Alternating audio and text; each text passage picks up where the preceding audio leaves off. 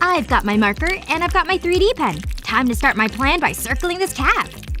Okay, there we go. Now I can slide this right off. I'll just draw this little loop like this. And now I'll need to fill in this little loop space too. Back and forth, back and forth. Alright, I'm done there. Now to bring in the little bits I pre-made.